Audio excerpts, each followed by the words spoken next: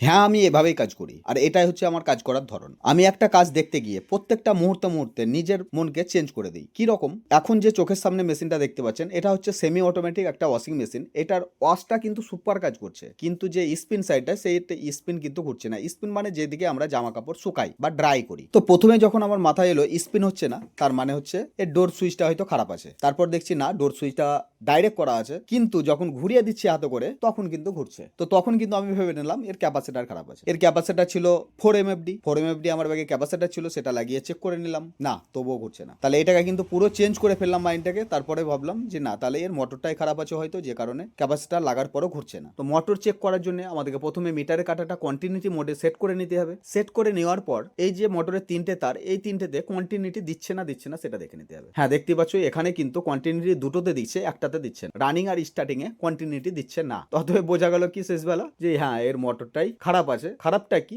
এর যে মোটরের কয়েলটা আছে, কয়েলটা কিন্তু কেটে আছে। এখানে কাস্টমার দুটো জিনিস করতে পারে, হয় নতুন লাগাতে পারে, কিংবা এই মোটরটাকে রিপেয়ারও করাতে পারে। তো কাস্টমারকে দুটোই অফার দিলাম। কাস্টমার বলল না, তাহলে যদি রিপেয়ার হয় তাহলে রিপেয়ারটা আগে করে দাও। আর আমিও চেষ্টা করি কাস্টমারের যতটা টাকা সেভ করার। আর এই মোটরটা কিন্তু অ্যাকচুয়ালি পুড়েছে বস, দেখতে পাচ্ছ। এর যে উপরের বেলুটা আছে, এই বেলুটা খারাপ থাকার কারণে যখন স্পিন হয় তখন কিন্তু জল পড়েছে, যে কারণে মোটর মধ্যে জল গিয়ে কিন্তু স্টার্টিং কয়েলটা কেটে গেছে। তো কাস্টমারকে বলেই দিলাম বেলুটা চেঞ্জ করতে হবে আর মোটরটা রিপেয়ারিং করতে হবে। তার জন্য খুলেও নিলাম আমরা মোটরটা, এখন নিয়ে যাচ্ছি রিপেয়ারিং করার আসার পর এটাকে আবার ফিটিং করবো। তো বস বুঝতে পারলে আমি এরকম ভাবেই আমার নিজের মাইন্ডকে চেঞ্জ করি। প্রথমে এটা প্রবলেম সন্দেহ করি, তারপরে যদি এটা না হয় তারপরেরটা, তারপরটা, এই ধাপে ধাপে কিন্তু আগাতে হয়। একবারে সব মাথার মধ্যে নিয়ে এসে কনফিউজ করার মতো ছেলে আমি নয়। একটা একটা করে প্রবলেম একটা একটা করে সলভ করতেই পছন্দ করি। তোমরা কিভাবে কাজ করো সেটা অবশ্যই বলবে, আর আমার মতো করে কে কাজ করো সেটাও অবশ্যই বলবে বস।